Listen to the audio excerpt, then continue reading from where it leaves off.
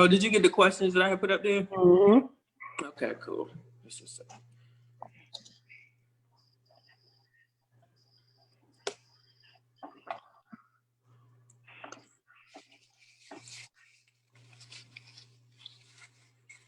All righty. We are live. Welcome to XJW Talk Therapy and Support. Welcome. I wonder why I can't see me. I can see you though. Hold on, let me see something. Why am I even visible? Am I visible? Oh no, I'm not visible. Oh, I see somebody up there. Somebody new. How you doing? Who's up? Diane. How you doing, Diane? All right. That's good.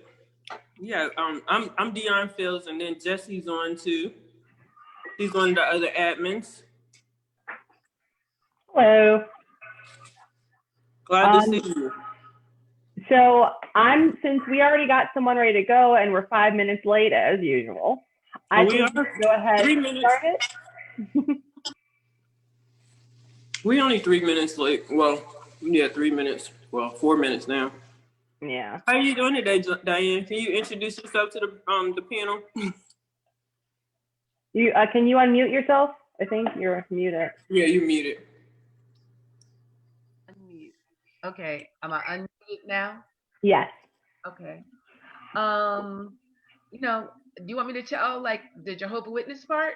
Yeah, just introduce yourself Introduce again. yourself. I think yeah, Jesse's gonna she's gonna put up the questions that we have for tonight, because tonight we're definitely asking questions, because I really wanted to understand and try to see from the other side for people that have been in the organization or have been in the organization for 30 years plus, because that's like a really long time.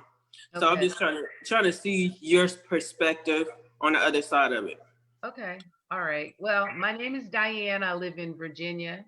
I've been disfellowship probably at least 40 years, maybe even longer than that. I left because I just didn't want the religion controlling my life anymore. Not because I didn't believe in it, but I just wanted to do whatever I wanted. Okay. Without people looking over my shoulder, and without my parents constantly putting input into what I was doing. Okay. And let me see what you got, the questions up there for her? Jesse? She's gonna put the questions up there, because there we go. Okay, I'm sorry. I'm having some production issues as usual too. So Diane, tell us before we get started with the actual discussion. Tell us a little bit. How long were you with the organization, and how did you come to get involved? I was born in. Oh my gosh. Okay. I was born in. My grandparents were Jehovah's Witnesses. So my parents were Jehovah's Witnesses, and so was every other last person that I knew that was in my family. Oh, so you like generations in. Generations in, and a huge family, probably close to 100 people in my family, including cousins, aunts, uncles, all that kind of stuff. And a lot of the men in my family were either congregation overseers or ministerial servants, so they had some job at the hall. They all had a job. Are you shunned by your family? Oh yeah. For real? Wow. Oh, I mean, I don't mean it like surprising, but I'm just saying, you just said you got hundreds of people and generations. No, that's about 100. About 100. About 100. Okay. About 100. Some of them have died, because I'm old too. I'm like 72. I'm about to be 72. You look great. So, how are you? Thank you. Anyway, yeah, they, pretty much everybody shunned me. I had cousins that were not baptized.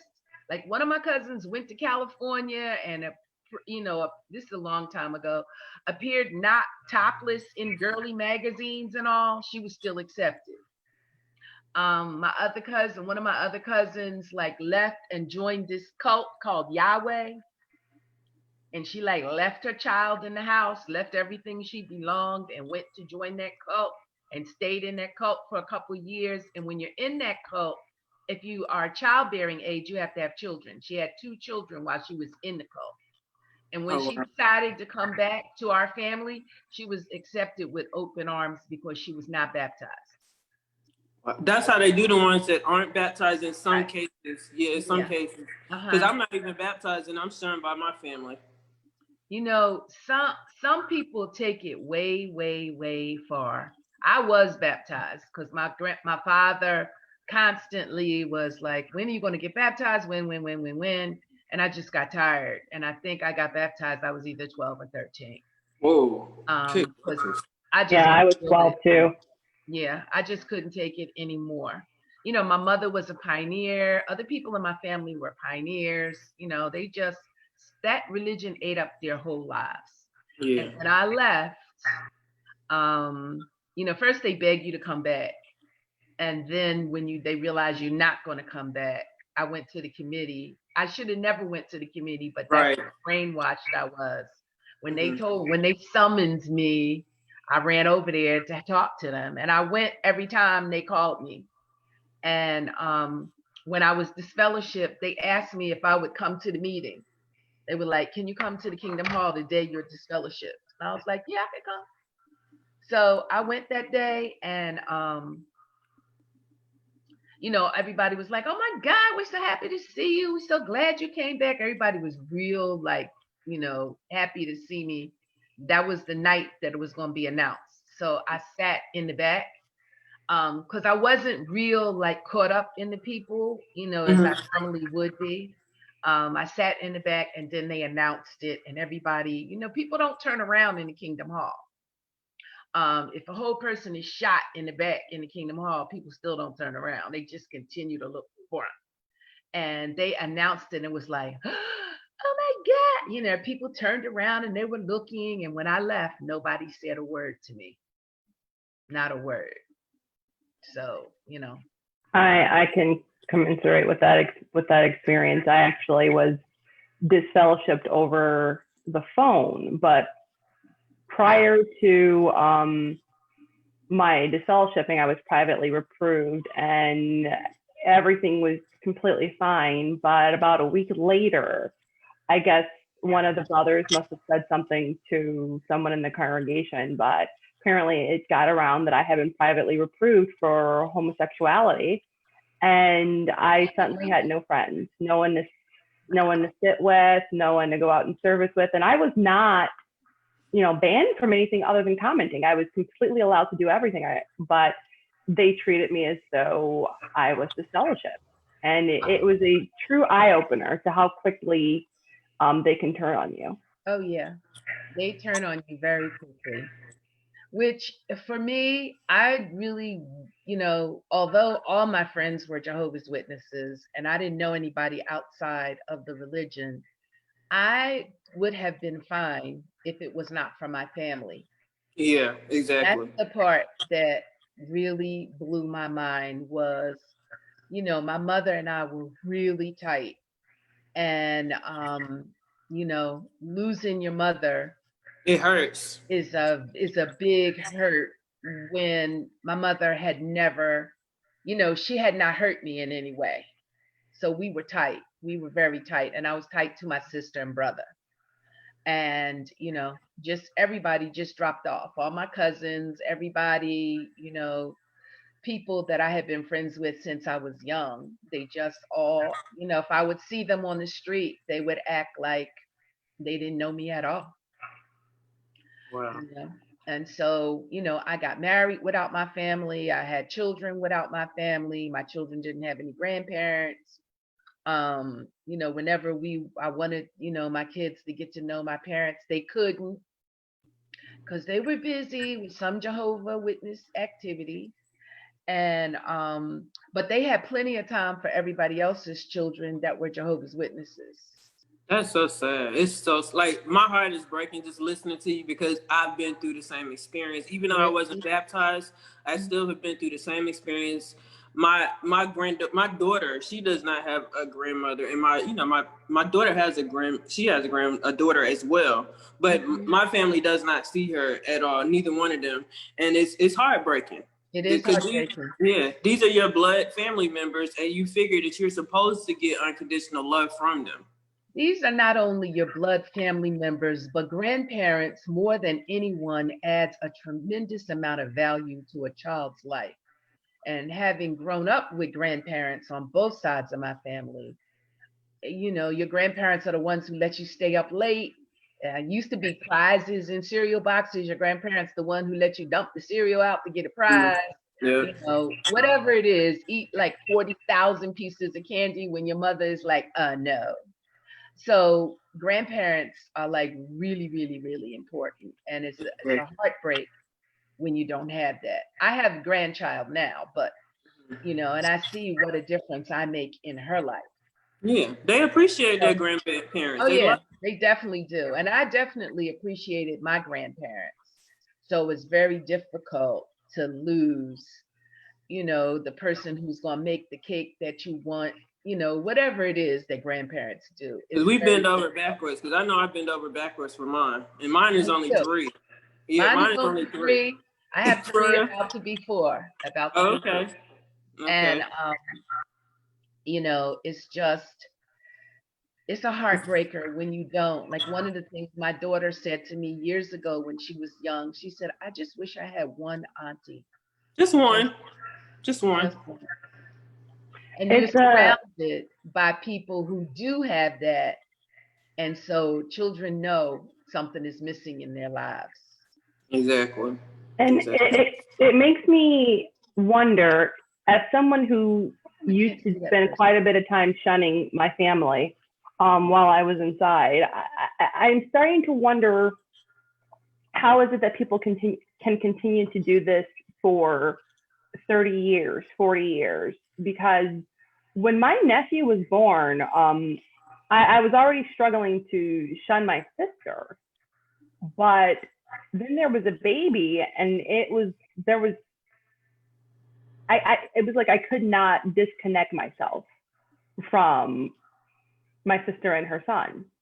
And you know, I eventually was disfellowshipped some not that many years later. He wasn't even in school yet. So I'm wondering, how is it that people can do this for years and years on end with their own children and grandchildren, when even a nephew is enough to break me? I think that Jehovah's Witnesses get to do it because they believe their eternal salvation is a function of whether or not they follow all the rules and regs of the Jehovah Witness organization. So it's the kind of situation where if you do everything you're supposed to do for a million years, and then for 1 second you are outside of what the religion says, then you lose your salvation and you're not going to survive Armageddon. You're going to be with all the other wicked people, or whatever they call people that, you know, aren't going to be making it through Armageddon. So it's too much, you know, after you've spent years and decades in a religion trying to serve it, it's just not worth it to people to go against the religion and still be a part of it. That's what I was wondering too. Like after all of the years, that was one of the questions. I don't see the questions anymore, but that was definitely one of the questions I wanted to know. After all the years that you have, how long did you spend in the JW cult? How long was I in there? Yes. Mm-hmm. I was in there like into my, I would say, mid to late 20s. Okay. All right. So how do you feel about the amount of time that you spent dedicated as an active witness? I didn't know anything else, so I loved it. Except for the fact that you can't salute the flag and you cannot have any friends outside of that religion. Right. So that I had a very difficult time when I left, like knowing how to treat people and being suspect of everybody that was worldly, that, you know, they were going to hurt me in some way or take advantage of me some way. Yeah.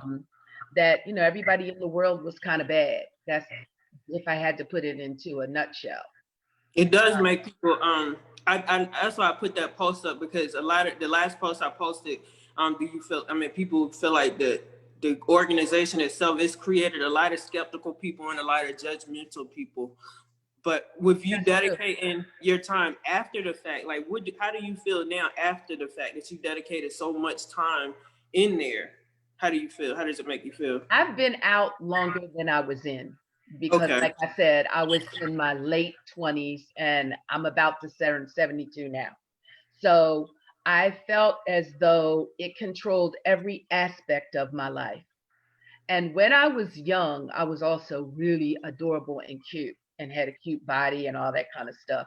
And I wanted to do whatever I wanted with Right. whatever it is that I had.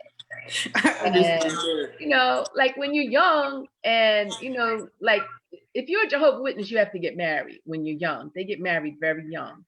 Oh One of yeah. my cousins got married at 17. They get married young. And part of the reason they get married young is because they can't, you can't have any sex if you're not married. You have to be Right. a virgin until you got married. And like I wasn't meeting any Jehovah Witness guys that I was interested in. A lot of them were just like a little bit too corny for me. Yeah. And a lot of worldly guys were like, well, what is your name? And that kind of blew my mind a little bit, but I still wasn't talking to them. I was still like, no, I'm in this religion. I don't mess with people outside my religion. So I feel like the time that I was important learning years, how to interact with other people, how to make friends, how to vet people, how to be independent, how to be an independent thinker, an opportunity to go to college. I was really smart in school, and teacher, my counselor, and all those people were like, yeah, you should go to college, blah, blah. I never even wanted to go to college because Jehovah's Witness kids didn't go to college. They turned you off from it. They turn you off from college, and you can get a job like, being a cleaning lady, or not that anything is wrong with that. Mm-mm. But you can get a low-level job and then dedicate the rest of your life to knocking on doors and doing a Jehovah's Witness thing. You know Yeah, what I just mean? just work a minimum wage job and make it through, Yeah, but make sure work a that you're. minimum wage Yeah. job. Right, right. They're very strict about that. I had a cousin who worked in corporate America, and as a child, I admired her. I wanted to be her growing up, and eventually she left her job to become a Jehovah's Witness. And not that there's anything wrong with changing what you do with your life, but it was such a. She looks like a completely different person now. She was very. Anybody ever seen that show Suits with the lady in the suit? I can't remember her name, but she kind of resembles that lady. Jessica, I think her name is in the show actually. And now she's overweight. She works minimum wage job. She pioneers, and she just looks like a completely different person. And her mother, my aunt, says that it's like her daughter's died. Because it's not the same person. That's the reason why a lot of people they give me flack about saying that I really think that they are performing some type of rituals when you are inside of that cult, because I don't understand how people can continue to go along and they're like that tunnel vision and they don't see. You can't see. That's got to be some type of ritual that's being performed without when your you knowledge. think about the bite model and a lot of cult models, the Jehovah's Witnesses have a phrase: repetition for emphasis. And that is literally brainwashing, saying the same things over and over as a ritual, the songs, the same phrases that you kind of key into these people, the words that you make them say. It is a form of brainwashing. Rituals. Mm-hmm. What I remember about it is that I really did believe in it. I really did. I didn't know anything else. I had been born and raised into it. Right. When I was a little kid, we were knocking on people's doors at Christmas. You would look in their house and see everything they're doing at Christmas and be like, oh, what a shame, celebrating a pagan holiday. I feel so sorry for them. Yeah, we did do that. And all the other things that people used to do. I remember Halloween at school. This is especially when I was in school years ago, when I was in school, teachers were allowed to give you a spanking. Oh yeah, I got those too. I Oh, got those. really? Teachers Yeah. were allowed to give you a spanking. They were allowed to like pull you by your ear. They were allowed to make you stand in the corner.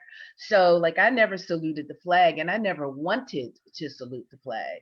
And so teacher, I remember one time it was like she would put my hand up, I would put it down. She would put my hand up, I would put it down. And it would be like a tug of war. but I never wanted to worship an idol, even though I was in elementary school. Yeah. Something as simple as celebrating the flag.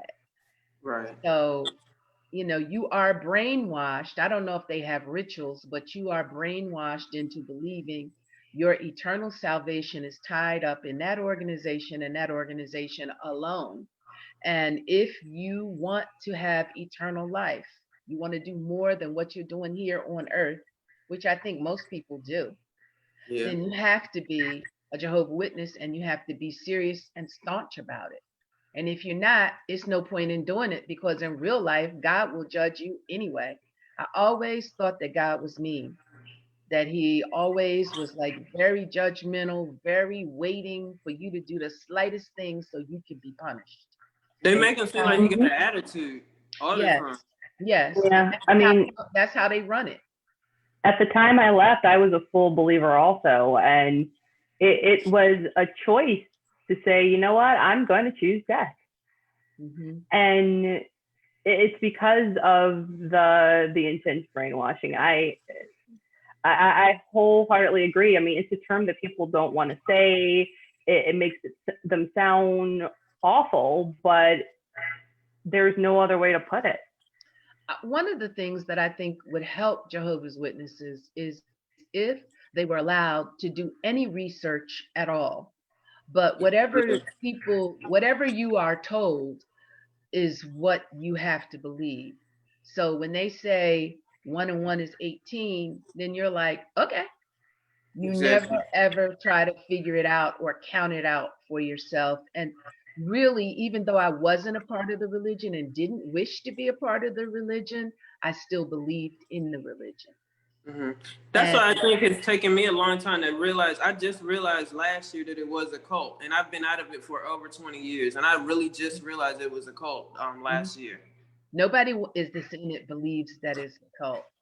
It's not a cult. You are just an apostate trying to say it's a cult because you want to, you're against the religion. Right. Nobody believes that it is a cult, but it is a cult, but it's a brainwashing cult. And it's a cult that does not, like, I never wanted to go into a church. I always thought that was the worst of the worst.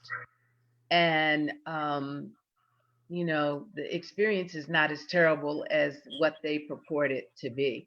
But I never wanted to go to a church. I never wanted to do any research. Everything I heard about Jehovah's Witnesses that was bad, I thought it was a lie. And really what helped me tremendously was years ago, they used to have a convention in Pennsylvania. And people from all over the country used to come to this convention.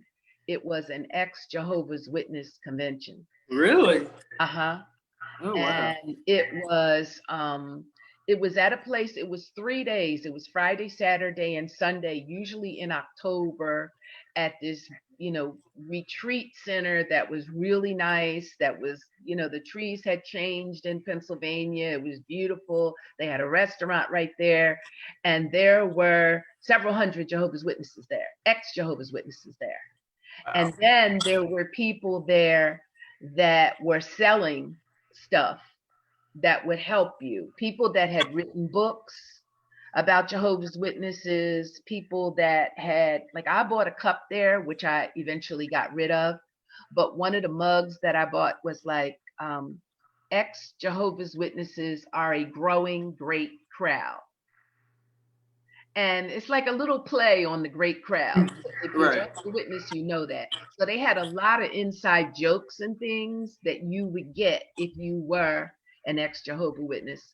And that convention, people would talk, people would give talks, people would give testimonies. There would be people there that would talk about blood and what Jehovah's Witnesses are doing with regard to blood, because they take blood derivatives.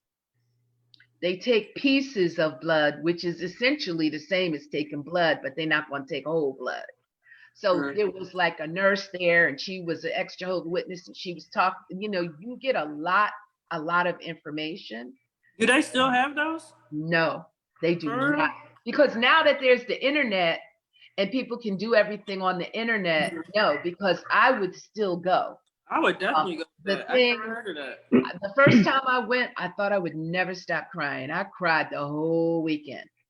And the second time I went was the very first time when they explained about the importance of taking communion. They had somebody who was an ex-elder who was talking about the importance of communion and what communion really means and how Jehovah's Witnesses look at it. And he talked about the memorial, how the only people that can take are 144,000. And he just went into depth about the whole thing. And he, it was like, if this is your first time taking communion, raise your hand, keep your head down, everybody's eyes closed, blah, blah. And it was the first time I ever took communion was up there. I seen a video earlier that it was some ex-JWs. They had did one of the Kingdom Hall crashes, and the dude was giving a toast while he was, crashing the Kingdom Hall, and everybody around him were like, oh, they were like having a fit because he went ahead and partook of the wine, and it's just like, it's crazy because how they have your mind so controlled that you just like really think. I mean, I'd be baffled about it because I'd be like, I really believed. Like, I literally believed so much. I was so into it. Me too. I was deeply into it, and I was into it even after I left. I just wasn't doing it, but I was definitely into it. And what helped me was one of the times when I went to Pennsylvania for that convention, I met a former elder or congregation overseer. I don't remember whatever his position was, but he has Alzheimer's now, unfortunately. And he agreed to have a Bible study with me over the phone. And one by one, we talked about Jehovah's Witness doctrine for like 2 years. Because I believed everything they said. I believed everything they said. And he like went to the Bible and he was like, no, read this. And I was like, well, that's not true. And he's like, yeah, that's because blah, blah, blah, blah, blah. And he explained patiently with me on the phone. Once a week, we met for 2 years on the phone. And it just freed me from all the BS.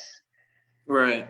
So how do you think that it's affected your life because you did spend so much? So you say you didn't spend as much, but you weren't bored up into it. So how do you think that it has affected your life? You mean now? Yeah. Not now, but like over the years, it does have some type of, I think over the years, I was very, very lonely.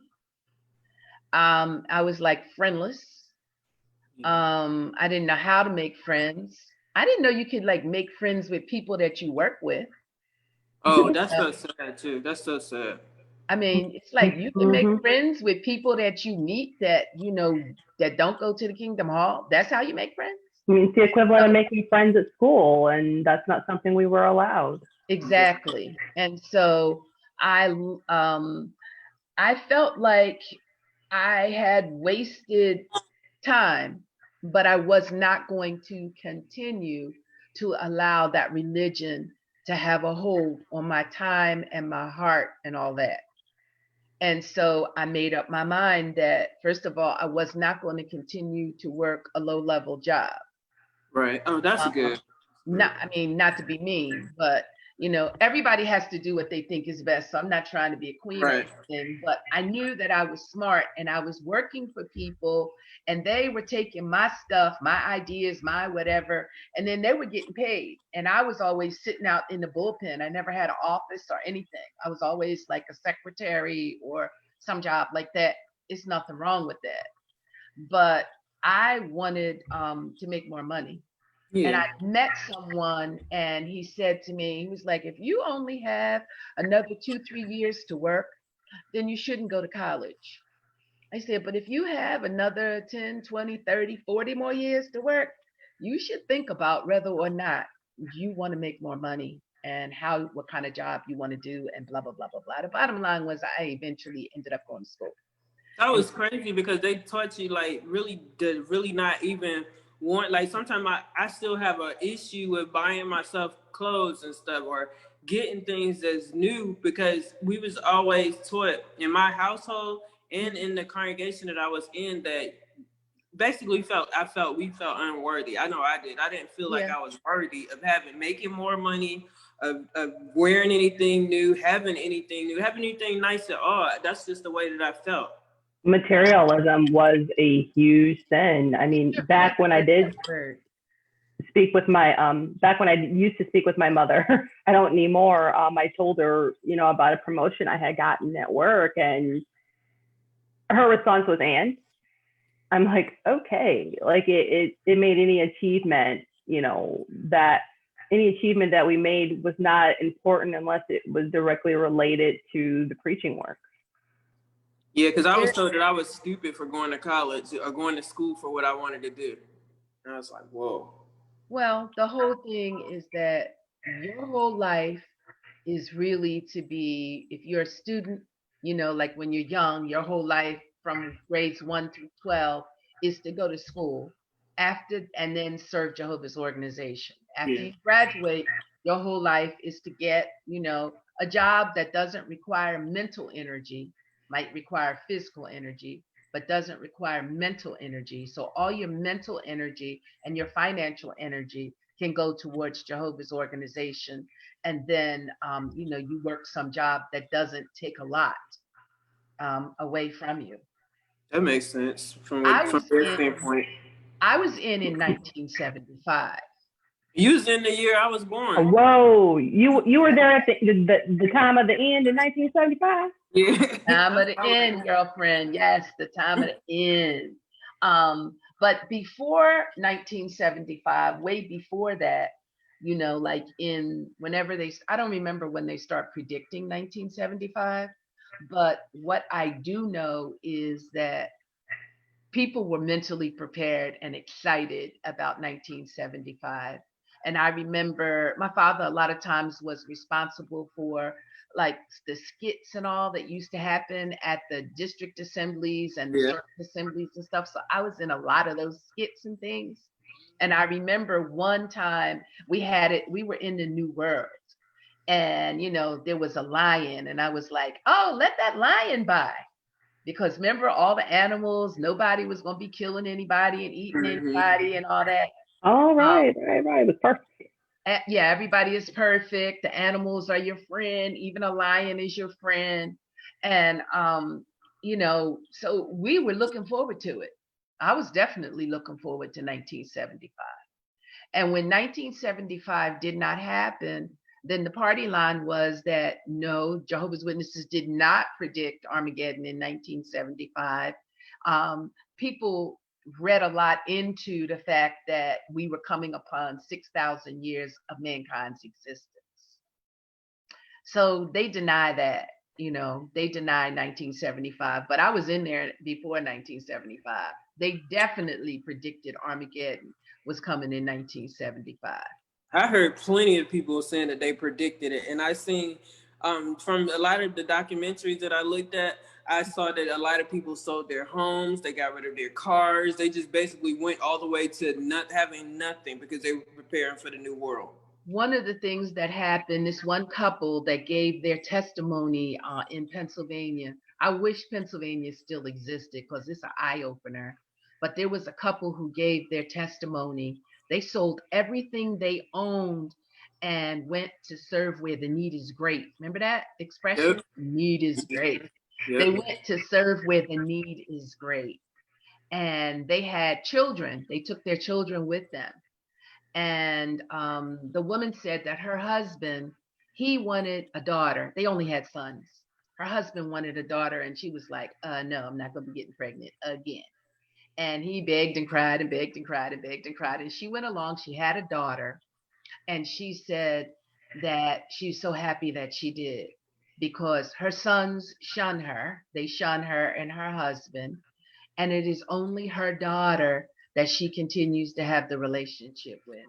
But they had to start their whole program, lives and everything over again after 1975, after they had sold everything and gotten rid of everything and went and served where the need is great, which they had done for a long time. That's got to be a lot to just put your whole life on hold and that's it. And you just sold everything that you didn't work for that you have to live in this world, in this system. You need to operate, and you just sold everything, and then the next day comes, and you're moving on with life. I mean, that's Not crazy. only I mean, they do it even now today. When I was growing up, I mean, I was told I was never going to graduate high school. I was never going to need to get a job. There were so many things I was never going to need to do because the end was. You went on mute. how come we can't see her picture? There we go. Oh, Can you see me now? She Yeah, I can hear sometimes you. sometimes Okay. Jeffrey doesn't want to be. She doesn't want to put her face up there. Okay. No, I was just saying that, you know, growing up, I was told I was never going to graduate high school. And I was told that, you know, I would never have to get a job. And, you know, all these things have came and went. I'm over 30 years old with children now, but they're still using this same line of the end is near, the end is near, the end is near. And people still believe it. And you know, how many generations is it? Oh, I forgot. Overlapping generations, my bad. How many overlapping generations is it going to take for the end to come? I don't know the overlapping generations because I don't know their doctrines anymore. The one thing I do know is that somebody said, just logically thinking, for 144,000, which is how many people get to go to heaven, do you think that from the time that Adam and Eve existed and all the people that did serve God that were included in the 144,000, that number was not reached centuries ago? Exactly. How is it that there could still be people included in the 144,000 that are alive today, please? Exactly. That was a thing that kind of hit me. And then other things about how they used to believe in pyramids and just stuff that used to happen in the past. I think that the fact that you cannot double check something, that should be a red flag. That should That be, should definitely be a red flag. You're exactly. but it's only a red flag if your mind is open. If your Exactly. mind is open, like I always thought, like the Catholics are wrong, all these other religions are wrong, and look at how, you know, the Catholic priests are abusing children, is so terrible, blah, blah, blah. But at least they acknowledge what is going on, whereas Jehovah's Witnesses do not ever acknowledge anything that they have ever done. I wish there would be an expose the same as there was for Christian Science. I really do.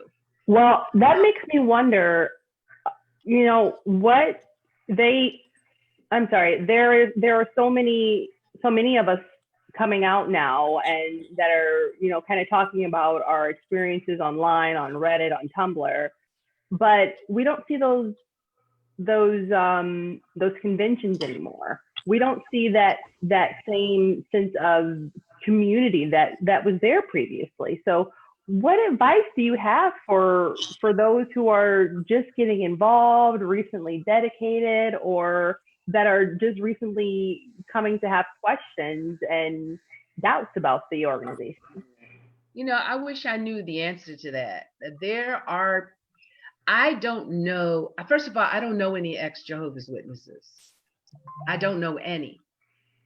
Um, and the ones that I do know, the one person that I met recently at a Celebrate Recovery group, which is a group that churches have, that is kind of like a 12-step program if you are dealing with issues. I met a woman there who was an ex Jehovah's Witness. But I don't have friends that are ex Jehovah's Witnesses. I don't know who knows the answers, who has Bible studies with people anymore that says what the Bible says. I've kept track of some of the scriptures that Todd told me about years ago, especially the scriptures that indicate that Jesus Christ is the Alpha and the Omega, and scriptures that also say that Jehovah is the Alpha and the Omega. So some of the scriptures that Todd shared with me years ago, I have kept. And they helped me to realize that the religion was false. but I don't know if there's anybody out here who does anything other than bash the religion. I don't know if there are people out here that have actual proof that the religion is false. We all know that it's a cult, but whether or not it's a false cult is what I think would help people to come out. But what is a false cult though? Because I thought cult is just basically A cult is a thing you running your don't mind. even, I think a cult is something you don't even want to be involved in. Right, exactly. But Jehovah's Witnesses that are in there don't have any form of reference, and trying to talk to them in any way to say anything against their religion, like this brick wall. well, it shuts the conversation down. Mm-hmm. The conversation is over. You know, there is nothing else to talk about. And they're quick to be like, well, you know, I understand how you feel. You have your beliefs and I have mine. You have a good day. You know, they're quick to dismiss you. They will not listen to anything against their religion. And that's what makes it so difficult to break them. It's very difficult. If you don't come to it on your own, and as I said, I never came to it on my own. I came through it as a result of Todd and our Bible study. I came to it because I just wanted to swing out. I'm not gonna lie. I just wanted to do whatever I wanted. You wanted to be you. That's You all. know, I wanted to be me. Right. Exactly. I think you have an had somebody excellent. that was, go ahead. Oh. I'm sorry. No, I was just saying, I think she has an excellent point. You know, a lot of us are out here talking about a lot of our experiences, and we're saying, you know, things that happen to us. But then you have some that are physically out, but mentally in. You know, they still believe it's the truth. You know, someone very close to me is like that. You know, I could never tell her my deepest, darkest beliefs about the organization itself, because even though she knows my history, she thinks it's the exception, not the rule. She doesn't find there's anything wrong with the religion. So I like that you brought that out, Diane, that there has to be a way to talk to people who do believe that it's the truth, because, you know, saying it's a cult is only going to push them away. That's so true. It's so very true. So let me ask you a question, Diane. If somebody was to come to you, like say in your workplace, say just you know them personally, and they were like, "Hey, I'm about to get ready to start studying with the Jehovah's Witnesses." What advice? Not turning them away from it, but what advice would you actually give them from your own standpoint? I would first of all tell them that I was a Jehovah's Witness, and that I was a Jehovah's Witness for many, many years, and so was my entire family. And that there are a few things about the religion that she might want to consider before making the decision to get baptized, and before making the decision that this is the route that she wants to go. And it would not be about shunning or blood or any of that stuff. It would not be that. I would probably talk to her a little bit about some of the scriptures that Todd had shared with me. Okay. If she was interested in hearing anything about from the Bible, you know, because that's what they go through. They go through a lot of, you know, Bible reasoning, and so it should be allowed to, you know, share a scripture. What's one of those scriptures that you had that you would share with her? I would have to look, because I don't know any of them off the top of my head, but maybe the next time we get together, I'll have one or two that we could take a look at, because it helped me a lot. It helped me a lot. Not as far as going to church and becoming involved with another religion. It just helped to free my mind. It just helped to free my mind, because I hated the religion. I didn't want to be a part of the religion, but I still believed in the religion. It's like a mental prison. It's a mental prison. And I wanted to be free from that belief. And I did go to a church group that was called Celebrate Recovery, which is like a program for people who are struggling. Because I was struggling with, like, every time somebody would be like, you know, my sister came over, my mother and I went shopping, whatever, it would be like a knife in my heart. Yeah, me too. I feel the same way. You know, and I had to get over that. And I had to put that into perspective as far as even now that we're going through this pandemic. My sister has not called me one time to see if I was dead or alive. My brother called me once, and I decided at our last phone call, when he did call me, that in my mind I was going to not shun them, because if they want to have a relationship, I'm open to it. But that I would write them a final letter, and I already started writing a final letter to them Hmm. about how much I love them. I'm gonna always be here if you ever need me, and how hurt I am that you have treated me like I was dead while I am still alive. It really hurts, like, because like my dad literally, I think it was like 8 years ago. He's an elder in the congregation, and there was sexual abuse on that part. And with him being an elder, for him to shun me, and as if I'm the one that's wrong, it really hurts, and it does make you want to be like, let me write this letter and let you know. But when I even talk to my father, he's had such tunnel vision that he tells me that I'm crazy about what I'm like. I'm not crazy. I know what he did to me, but just to have somebody to tell you that you're wrong, and then they know they've done wrong, but then for them to shun you, and Yeah, they're in yeah, that religion now that yeah. they're in a religion that covers up for pedophiles, and Oh then yeah. you shunning me. I just, it's mentally affecting to a person, and it does make you. I've reached out to him a couple of times, but he's blocked me. But I have reached out to him a couple of times just to be like, it's wrong to just like do people like that. This is your own kid, like, and for you to do that. I mean, I was used to my mom because my mom she's been I guess I would say she rides the fence, straddles the fence, how they used to say. So Mm-hmm. sometimes she's a witness, Yeah. maybe sometimes she's not, but she's still a dysfunctional parent. So Mm-hmm. she shuns when she gets ready, and Mm-hmm. she'll talk to me if she needs to complain about something. But I just shut it all off last year because I was just like, that's mentally affecting me as a person. And so it does hurt when you have people that are like, when you feel like, good gracious, like this person has this part, they got to get to call their father, call their mother, and they get I to know. go out with them and things like that. It affects you. And I found myself being envious. I find myself, I was envious also, but I did have to put it into perspective, because one of the things I know is that kind of bitter feeling in your own heart only impacts you.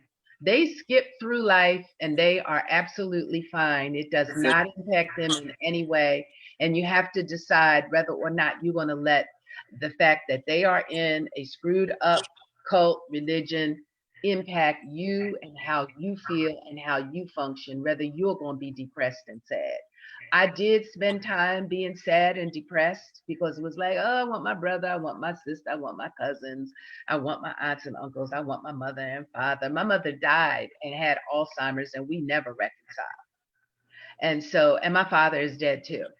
And so it never worked out. And I could have, until they died, been like, well, maybe, well, maybe, well, maybe. And I made up my mind that I was not going to live like that. I'm not going to live like that. And If I feel bad Oh, to oh, wish that part of me was gone already, because that way I won't have to deal with it. And it's probably sad to say or whatever, but I really wish that they would go ahead and go about their way, because of the simple fact that they're not there for me, period. And I hate to feel like that because they are my parents and everything, but I feel like they gave me up for a cult. well, they That's did. just what I feel. They did give you up for a cult, and you have to make up your mind whether or not you're going to give them up for your own mental well-being. Yeah. so what advice do you have for someone who's going through that? I mean, we're running out of time here, but Okay. what would you suggest people like Dion and I do to get over the, not just the hurt regarding the cult, but all the other horrible things that they've done to us in the name of this religion? How do we move past this anger and resentment that really does take hold? The thing about anger and resentment, I know this is corny, is that it eats you alive. And it takes place in your life where other things that could be joyful could be occupying that space and that time and that energy. You have to make a conscious decision whether or not you want to allow people who don't care whether you live or die to occupy that kind of space in your head. It's the same as if you had a husband who was cheating on you, beating you, whatever the case is, giving you a disease, and you decide, you know what, I love him so much that I'm just going to keep right on, hoping that maybe he'll change, thinking that maybe he'll do differently, or hating him for what he's doing, as opposed to putting him aside. You have to be strong enough emotionally and mentally to act as though they are dead. I mean, I know that's a harsh statement, but like I stopped running after my parents after I realized that they couldn't even be bothered with seeing my kids. They didn't even have to see me. I'm willing to drive 4 or 5 hours just so you can see my children. You don't have to spend time with me just so you can see my children. They wouldn't do it, couldn't do it. The bottom line is they didn't care enough about me to make the slightest sacrifice. And I had to make a decision because I was depressed all the time. Because you constantly hear, oh, well, Thanksgiving is coming. What are you going to be doing on Thanksgiving? I used to always lie and be like, oh, I'm going to be with my family, blah, blah. Then I would go to work on Monday and it would be like, how was it? It's like, oh, Thanksgiving was good. My mother made sweet potato pie. All that is a lie. None of that did happen. That did not happen. My parents were done with me. And I had to make up my mind that I was done with them. And you have to start to make friends that can take the place of your family. You have to start to do that. You have to start to do that. And Thank you, Diane. Yeah, that's a very hard thing to do. It's a difficult thing to do, but it's the same thing you would do if somebody who was your friend was beating you up, dragging you, stealing your money, whatever. You have to make up your mind. Otherwise, you never can have a peaceful life because you're always hoping when the phone ring and it looked like their phone number, you'd be like, hello, hello, hello. You'd be like all hot and bothered, hoping it's them, and it never is. It never is. And one of my friends who was disfellowshipped, who I lost contact with, but we left, I guess, close to the same time. Jehovah's Witnesses never used to be allowed to take like an organ transplant. Yeah. But now they can. Oh, really? They can? Yeah, now they can. Her sister, who has shunned her for years, called her and was like, hi, she was so happy to hear from her sister. Her sister wanted her to donate, I think, a kidney. What is it? You can live with one. Yeah. Yeah, you the can kidney. live with one. It's a kidney. Her sister wanted her to donate a kidney. And when she told her no, that was the end of their relationship again. Right. They use you for what they want to use you for, and then other than that, you're not. What they want. If you have money and they are in a financial bind, they will call you, whatever the case will be. Girl, I got so many stories about stuff like that. Oh. I do not speak and stopped speaking to everyone in my family decades ago.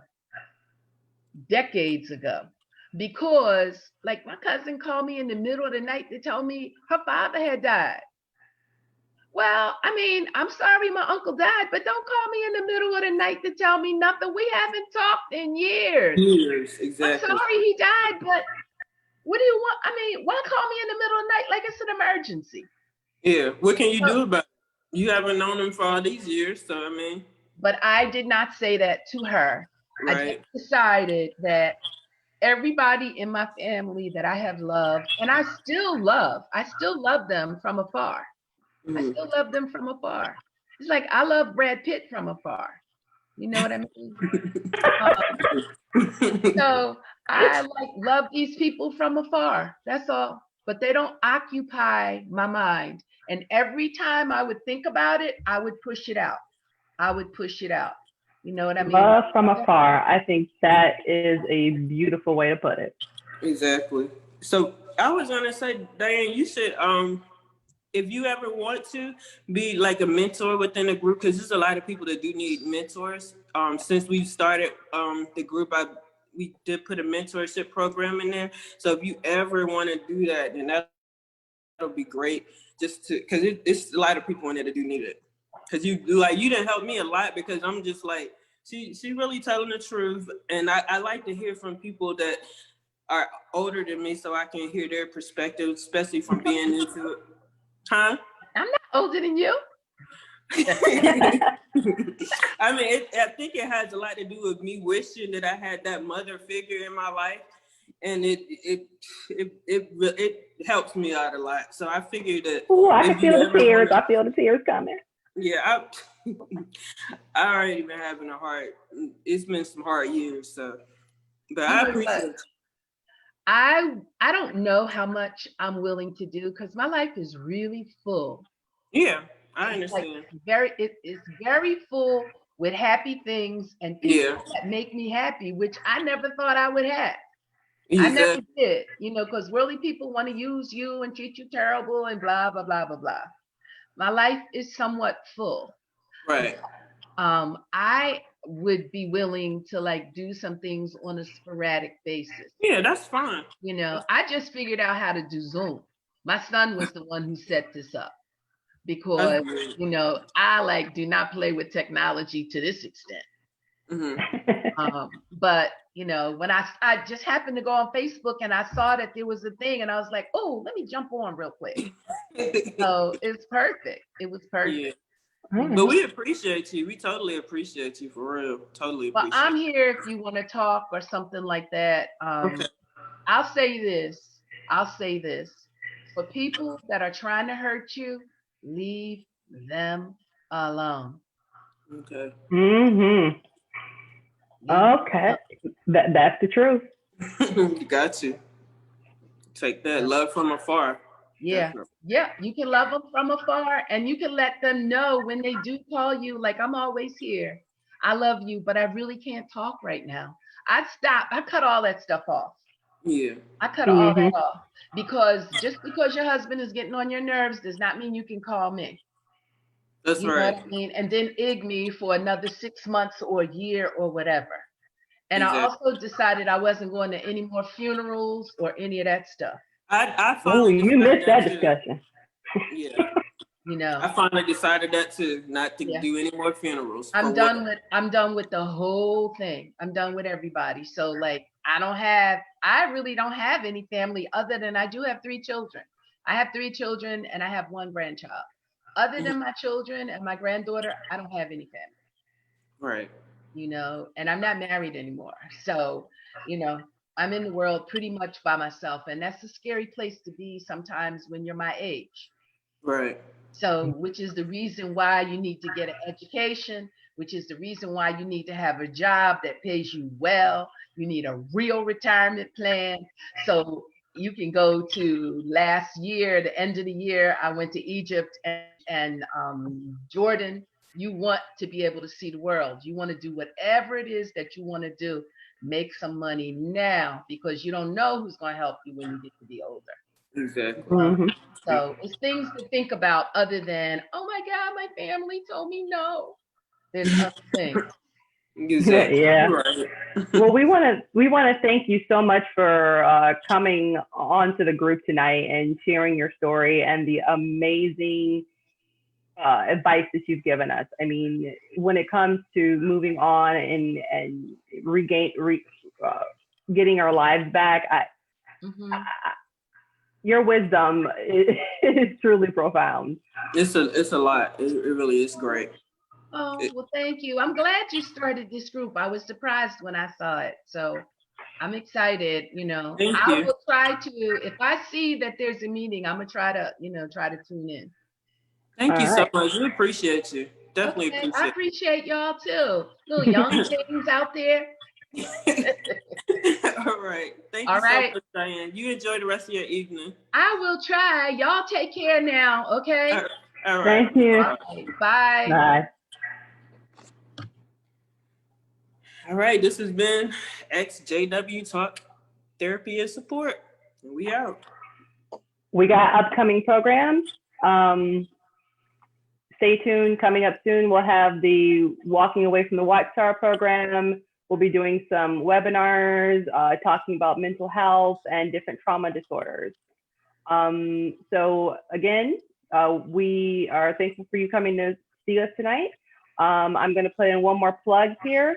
Don't forget about Token Talk Tuesday, November 3rd, as well as other upcoming specials. And if you do need support, if you're looking for real assistance coming up November 1st, we will be launching a nonprofit that is geared toward XJWs. So spread the word, get it out, and I'm going to toss it back to Deanne. All right, and I thank everybody for tuning in. Please try to join in on any of these discussions that you guys decide that you want to be a part of. We definitely appreciate it. Please invite other people. Understand we do have mentorship within the group, so you can definitely get in there. You can be a mentor, or you can you may need mentorship, so you can jump into that. Please make sure you post. Make sure that you are involving yourself in a group, because this is what XJW Talk Therapy and Support is all about. We welcome you, and we thank you, and we appreciate you. All right. We done.